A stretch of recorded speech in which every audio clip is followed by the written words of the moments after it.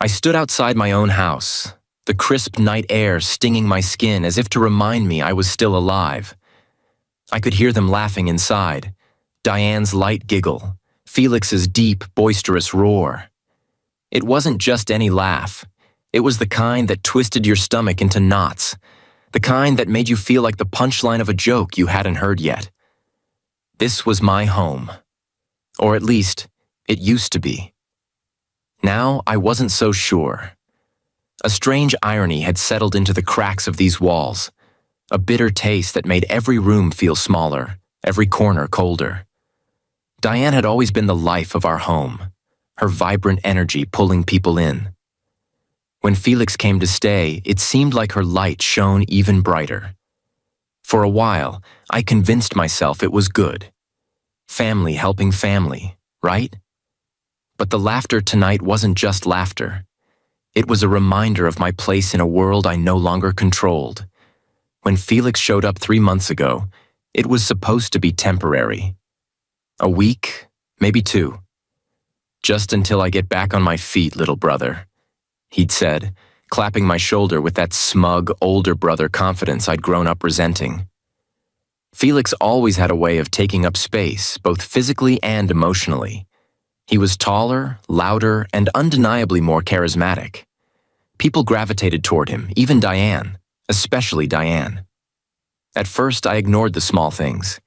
He'd claim the best seat at the dining table, the one facing the TV.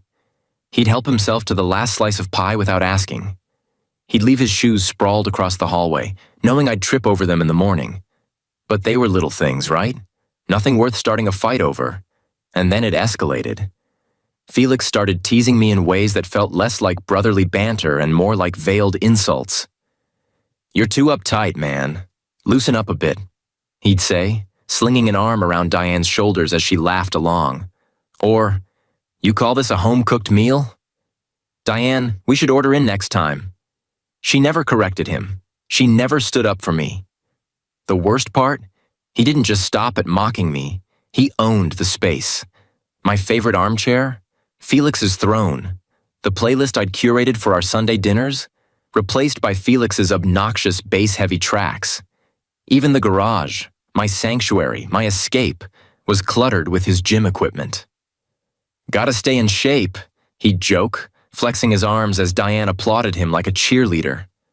I wanted to speak up, but every time I tried, Diane would brush it off. "He's family," she'd say with a shrug, as if that excused everything. And maybe it did, at least in her eyes. But for me, the line between family and invader was blurring fast. Then came the night he called me a weakling. We were having dinner, a quiet affair, just the 3 of us. Diane had cooked lasagna, her specialty, and I was halfway through my plate when Felix leaned back in his chair, fork in hand, and smirked.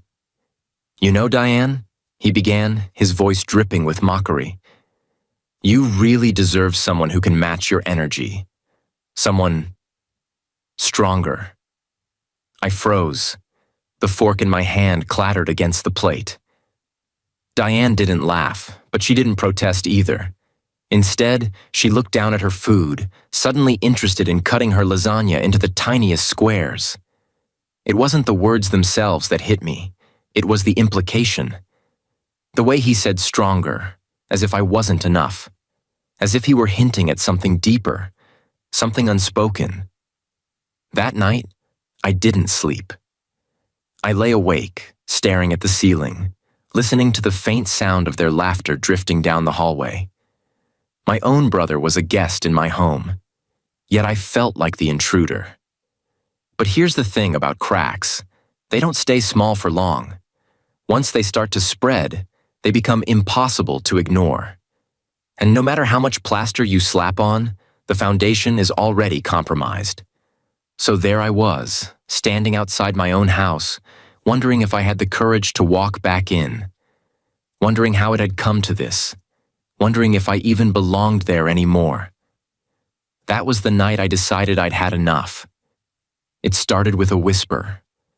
Not the kind you hear in passing, but the kind that curls itself around your thoughts and refuses to let go. That night, while I was in my study, The faint murmurs of Diane and Felix's voices seeped through the walls. Their words were muffled, almost indistinct, but certain phrases pricked my ears like needles. "He'll never know," Diane said, her voice low but firm. Felix chuckled, that deep, arrogant laugh that always made me feel like a child in a grown man's shadow. "It's better this way." I froze. My pen hovered above the paperwork I'd been pretending to focus on. What will I never know? My mind raced to fill the blanks, but none of the answers felt right. Were they talking about me? About something unrelated? Or was this just my imagination playing tricks on me? I wanted to barge in, to demand answers right then and there, but something held me back. Maybe it was fear. Fear of hearing the truth or confirming a suspicion I wasn't ready to confront. Instead, I stayed rooted in my chair, straining to catch more of their conversation. But the voices stopped, replaced by an eerie silence that felt heavier than any words. The days that followed were a blur of unease. Diane seemed different. She was still her usual self in many ways, bright, charming, effortlessly beautiful. But there was something beneath the surface. A shadow in her eyes I hadn't noticed before. She'd laugh at my jokes, but it felt rehearsed, almost mechanical. When I reached out to hold her hand, she'd flinch, just slightly, as if my touch burned. I tried to brush it off at first. "She's probably stressed," I told myself. "Work's been tough, and Felix being here doesn't help." But the whisper of doubt grew louder with each passing day. One evening, as we sat watching TV, Diane's phone buzzed. She glanced at the screen and smiled.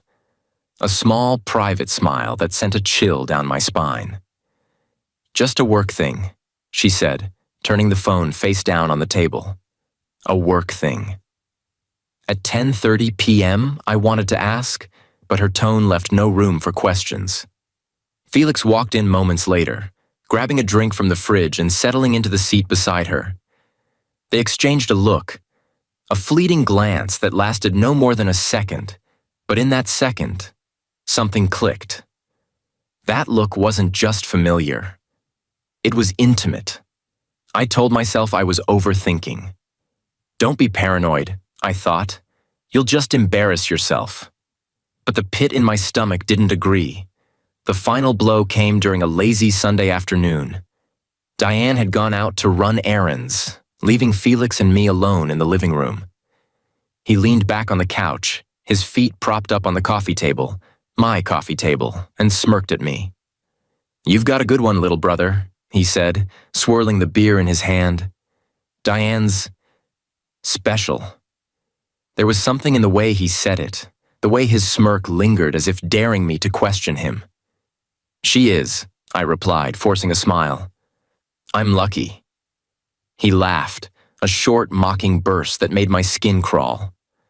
"Lucky," he echoed, his eyes glinting with something I couldn't quite place. "Yeah, I guess you are." I should have confronted him right then, demanded to know what he meant. But instead, I stayed silent, my heart pounding in my chest as the room filled with the sound of his laughter. That night, I couldn't shake the feeling that I was missing something. Something big, something that was happening right under my nose. So I decided to find out. The next day, while Diane was at work and Felix was at the gym, I began my search. I started small, checking Diane's phone for messages or calls that might explain her recent behavior. Nothing. Her social media was spotless, her emails mundane. But then I remembered the conversation I'd overheard in my study, the one that had started it all. I set up a hidden camera in the living room, positioning it discreetly so it wouldn't be noticed. If there was something to uncover, I'd find it. And so, I waited. At first, I felt ridiculous, like some amateur detective in a bad crime drama. But the whisper of doubt wouldn't let me rest. If there was nothing to hide, then what was there to lose? But deep down, I already knew. Some part of me had already seen the cracks forming, the pieces falling out of place. And as I sat there, staring at the blank screen of my laptop, waiting for something, anything, to confirm my worst fears. I realized the truth was already in motion. All I had to do was watch. The camera caught it all. At first, it was small things, harmless, if you squinted hard enough. Diane would sit too close to Felix on the couch, her laughter louder, her body angled toward him like he was the one holding the remote.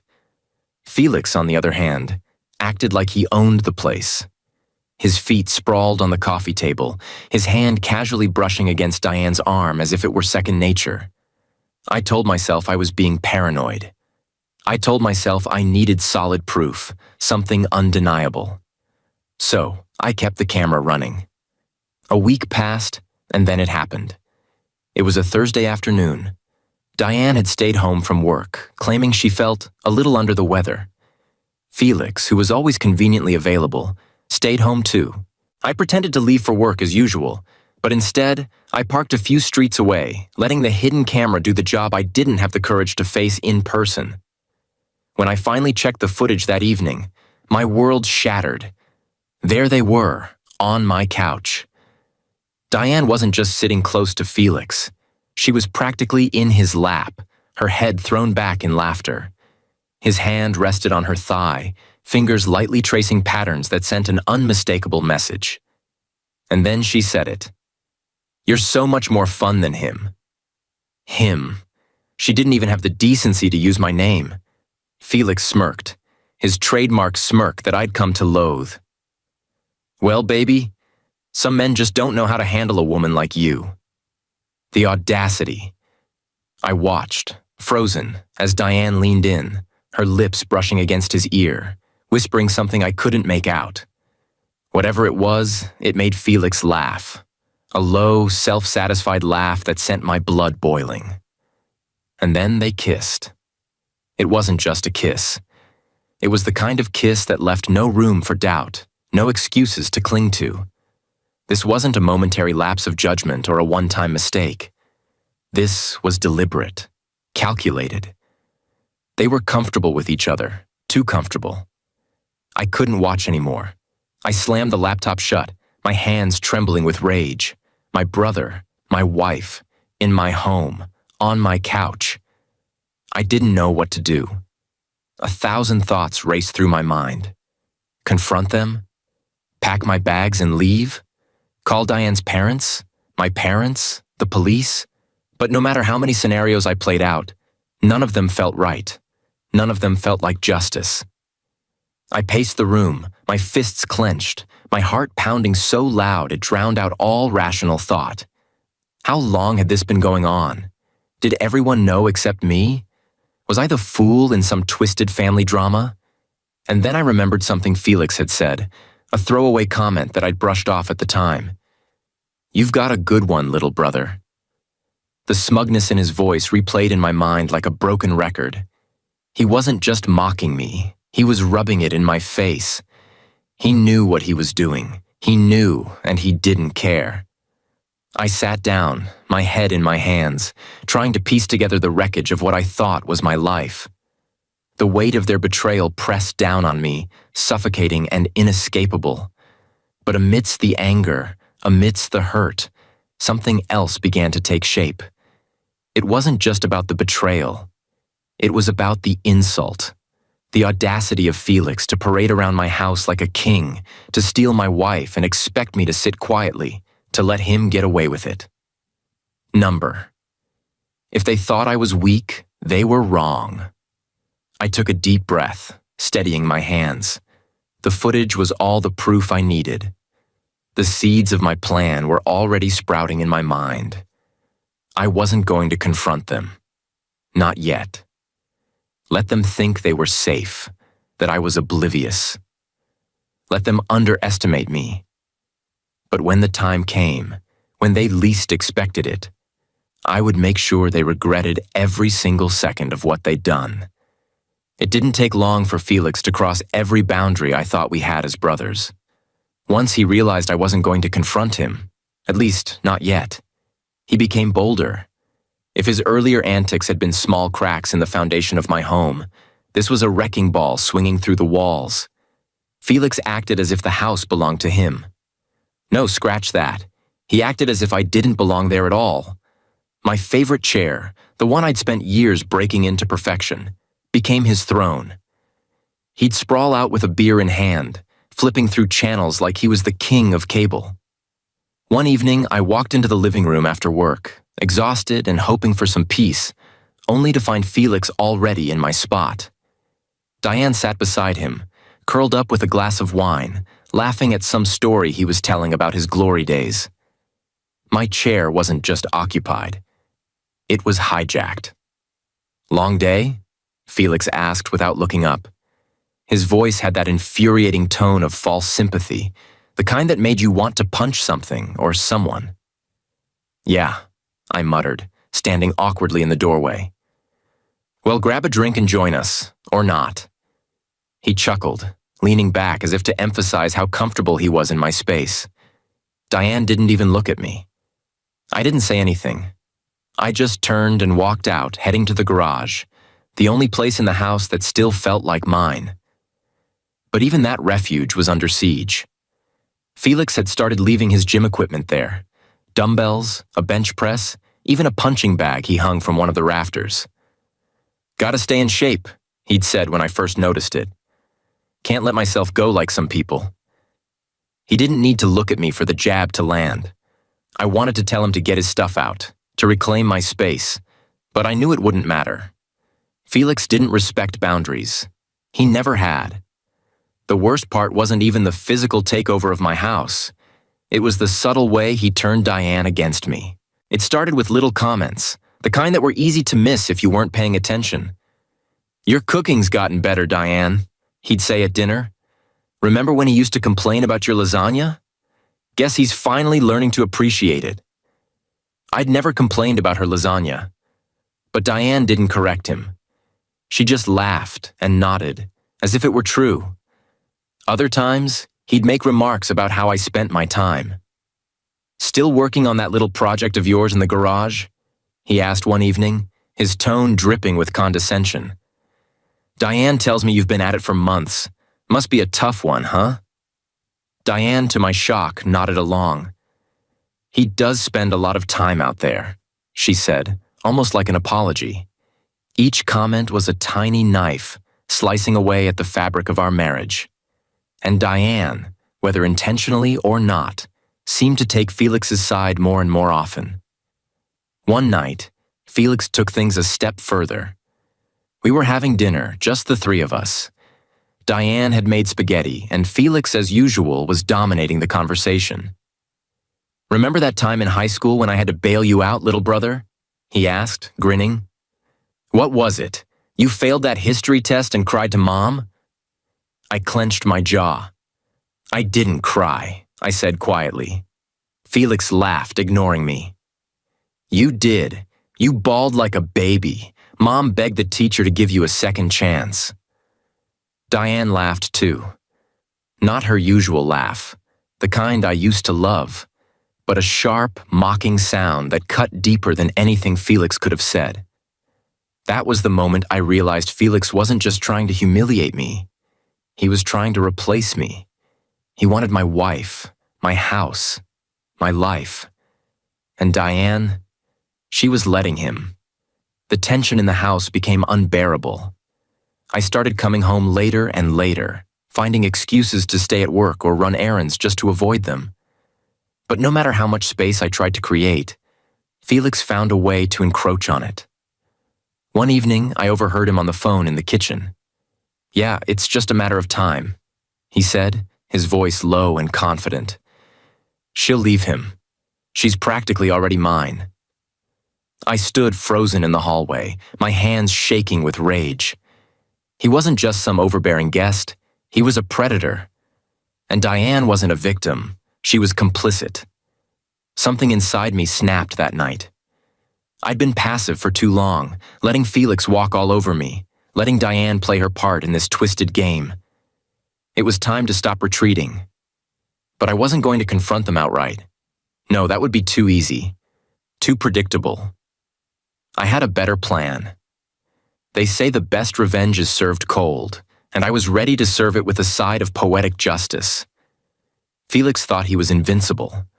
Diane thought I was blind or too weak to notice. They both thought they had me exactly where they wanted me, quiet, compliant, and oblivious. But what they didn't realize was that I wasn't just watching anymore. I was planning. The first step was gathering evidence.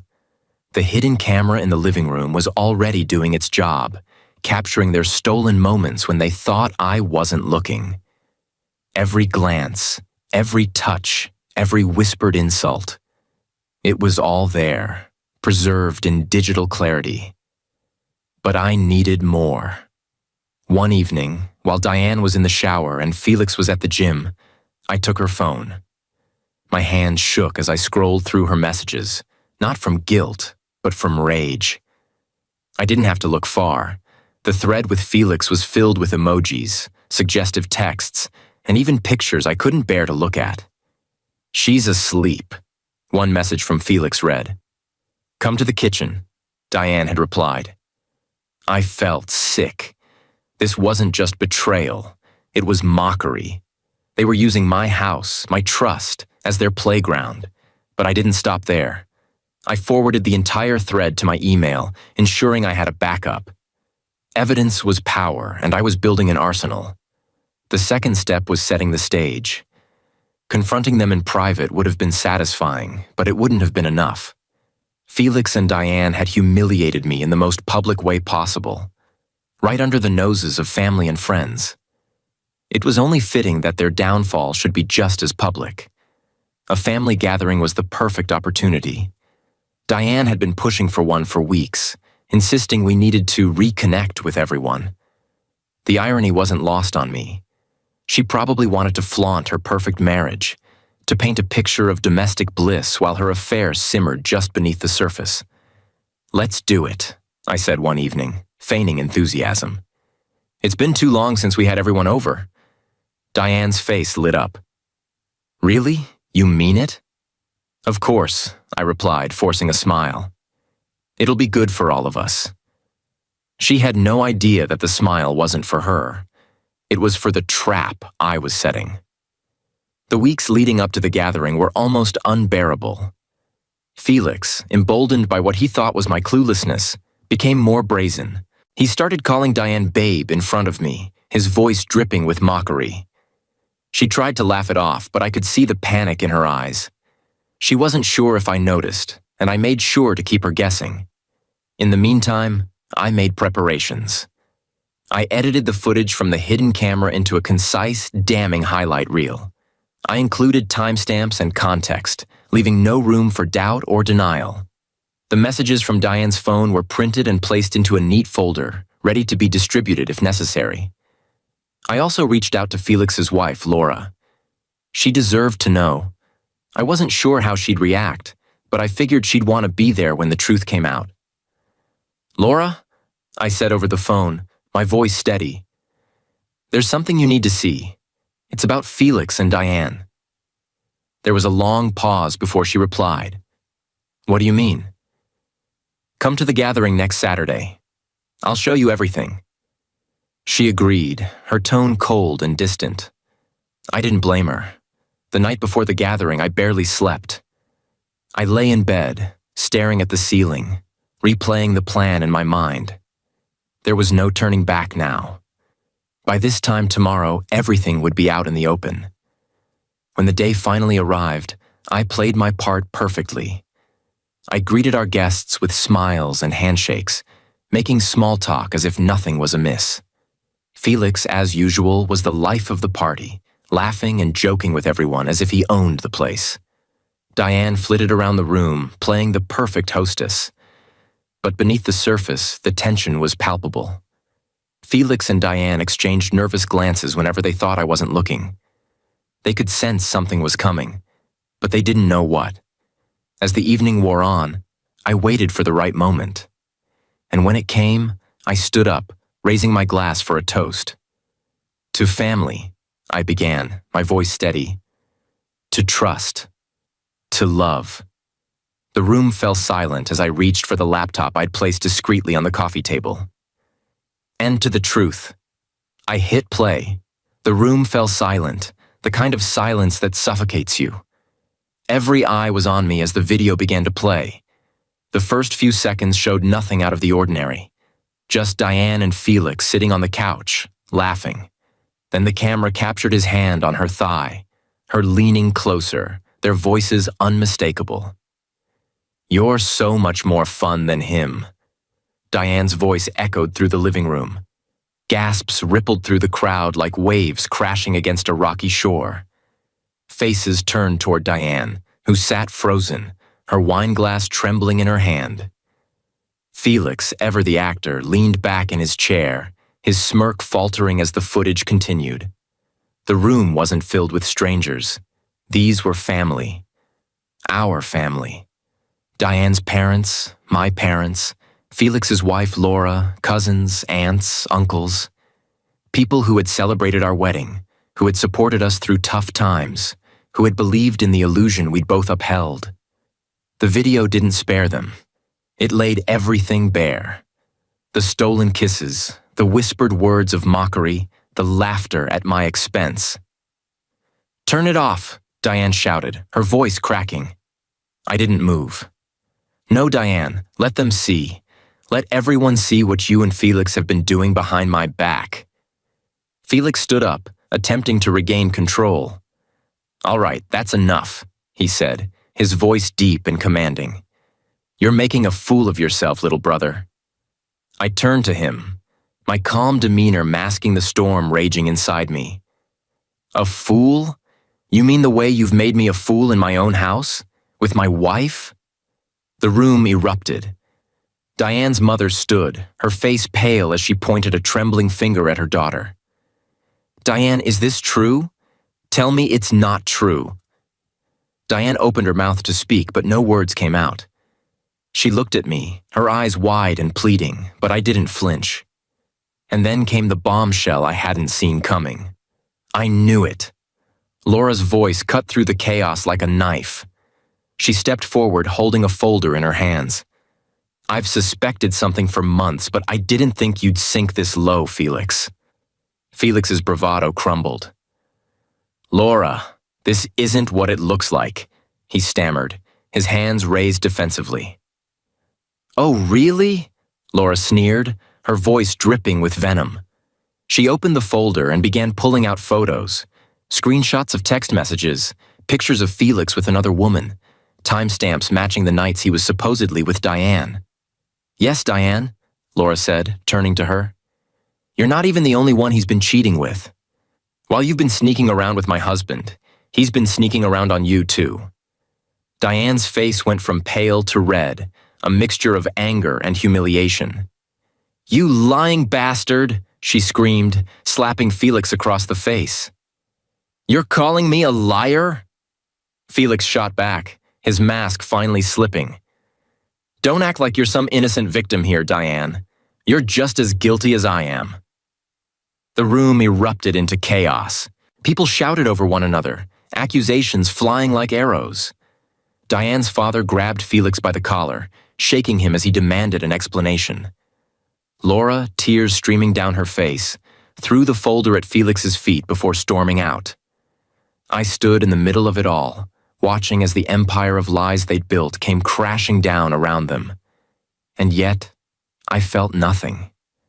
No satisfaction, no joy, just a hollow emptiness where my trust and love had once been. Felix turned to me, his face red and desperate. "Come on, man," he pleaded. "We're brothers. Don't let this destroy us." "Brothers?" I said, my voice cold. "A brother doesn't betray you. A brother doesn't try to take everything you've built. You stopped being my brother the moment you stepped into my house with this agenda." Diane collapsed into a chair, sobbing, but I didn't look at her. I couldn't. She had made her choice, and so had I. "I'm done," I said, addressing the room. "With both of you." I turned to Felix one last time. "And don't think for a second you're staying here another night. You've got until tomorrow morning to pack your things and get out of my house." Felix opened his mouth to protest, but the glare I gave him silenced him. The gathering ended in disarray, with most of the family leaving in stunned silence. As the door closed behind the last guest, I stood in the now empty living room, the remnants of the evening's chaos scattered around me. This wasn't the end. Not yet. There was still more to be done. The house was eerily quiet after the chaos of the gathering. Diane had retreated to the bedroom, her sobs muffled behind the closed door. Felix, ever the coward, had disappeared into the guest room, probably packing his things as instructed. Or so I hoped. I sat in the living room, the same room where so much of their betrayal had unfolded. The weight of the evening pressed down on me, but I wasn't done yet. Not by a long shot. They thought the worst was over, that the public humiliation was the grand finale.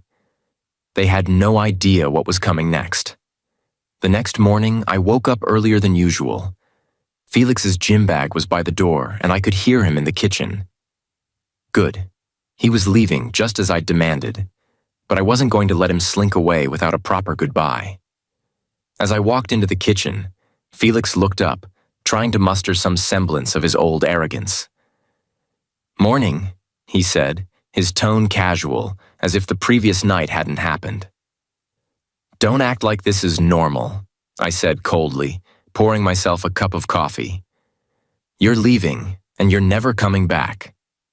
Felix smirked, that infuriating smirk that had always been his signature. "You really think you've won, little brother? Diane doesn't even love you. She's been mine for months. You're just too weak to keep her." My hands tightened around the coffee mug, but I didn't react. Not yet. "Weak?" I said, my voice calm but icy. "You think it's weak to let you stay here, to give you the benefit of the doubt?" "No, Felix, that was kindness, and you mistook it for weakness. That's your mistake." Felix leaned against the counter, his confidence growing. "Kindness doesn't get you respect. Power does. And let's face it, you've never had any. Not in this family, not in your marriage. Diane deserves a man who can take charge." I let out a bitter laugh.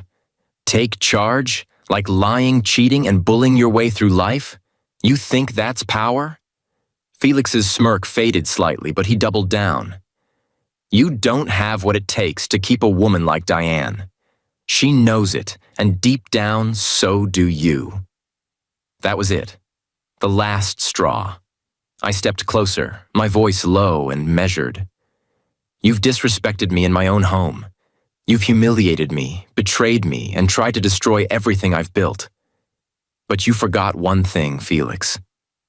He raised an eyebrow, feigning disinterest. "Oh, yeah? And what's that?" I didn't hesitate. My fist collided with his jaw before he could finish his sentence. He stumbled back, crashing into the kitchen island, his smug expression replaced by shock and pain. "You forgot that this is my house," I said, standing over him as he clutched his face. "And in my house, I make the rules." Felix scrambled to his feet, his hands raised defensively. All right, calm down," he shouted, backing away. But I wasn't finished. "No, Felix. You're going to leave here today, but not before you understand what you've done. Not before you feel just a fraction of the pain you've caused." He tried to speak, but I grabbed him by the collar, dragging him toward the door. "You thought you could bully me, take my wife, walk all over me in my own home? Not anymore." I opened the door and shoved him outside, his gym bag landing in a heap at his feet. "Get out, and if I ever see you again, you'll regret it." Felix looked at me, his face a mixture of anger and fear. For once, he had nothing to say. He picked up his bag and left without another word. When I closed the door, I turned to see Diane standing in the hallway, her face pale and tear-streaked. "I didn't think you had it in you," she said quietly. I shook my head, the weight of her betrayal hitting me all over again. "You don't know me at all, Diane. You never did." She started to cry again, but I didn't comfort her. I couldn't. "I want you out too," I said firmly. "I've already spoken to a lawyer. We're done." She stared at me, her lips trembling. "Please, let's talk about this. We can fix it." Fix it? I said, incredulous. You and my brother betrayed me in every possible way. You didn't just break my trust, you shattered it. There's no fixing this, Diane. She collapsed onto the floor, sobbing, but I felt nothing. No pity, no sadness, just a cold, detached sense of relief. This chapter of my life was over, and I was ready to close the book. By the end of the day, Diane had packed her things and left. The house was finally mine again, quiet, empty, and peaceful. For the first time in months, I could breathe. And as I sat in my favorite chair, the one Felix had claimed as his throne, I realized something. I hadn't just taken my house back. I'd taken my life back. I stood in the garage staring at the punching bag Felix had left behind and felt an overwhelming surge of anger. Not at him, not at Diane, but at myself. For too long, I had let people walk over me, take me for granted, and strip me of my dignity. But that man, the passive, submissive version of me, was gone. I took a deep breath and hit the punching bag with all my strength. Once, twice, again and again until my fists ached and my breath came in gasps. It wasn't just about Felix or Diane anymore. It was about everything I had let pile up inside me. And with each punch, I felt lighter, stronger. That evening, I sat in my armchair, a glass of whiskey in hand, and reflected on the chaos that had led me here. Felix was gone. Diane was gone. The lies, the manipulation, the humiliation. It was all over. And while it hurt, while it would take time to heal, I knew I'd come out of this stronger. The next morning, I called my lawyer. The divorce papers had already been drafted, and I told him to move forward. Make it clean, I said. I don't want anything from her except my peace. Diane tried to contact me, of course. She left voicemails, sent long, pleading text messages, even showed up at the house once. But I didn't open the door. Her tears, her apologies, her promises to change. They were too little, too late. As for Felix, he stayed quiet. Maybe it was guilt, or maybe it was fear. Either way, I didn't care. He was out of my life, and I intended to keep it that way. In the weeks that followed, I started to rebuild. Not just the house, which I cleaned and rearranged to feel like mine again, but myself. I reconnected with old friends, people I'd drifted away from because I'd been so consumed with my marriage. I took up hobbies I'd forgotten I loved, woodworking, hiking, even cooking. One evening, as I was sanding down a new dining table I'd started building, I realized something. For so long, I had defined myself by my relationships. First as Felix's younger brother, then as Diane's husband. But now, I was just me. And for the first time, that felt like enough. The day the divorce was finalized, I invited my parents over for dinner. They had been supportive throughout the ordeal, but I hadn't shared every detail with them. I didn't need to. They could see the change in me, the confidence, the calm.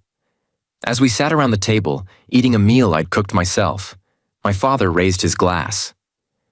"To new beginnings," he said, smiling. "To freedom," I added, clinking my glass against his. After they left, I sat in the quiet house, staring out at the stars through the living room window. The pain was still there, a dull ache that would probably never go away completely. But it no longer controlled me. It was just a reminder, a scar that proved I'd survived.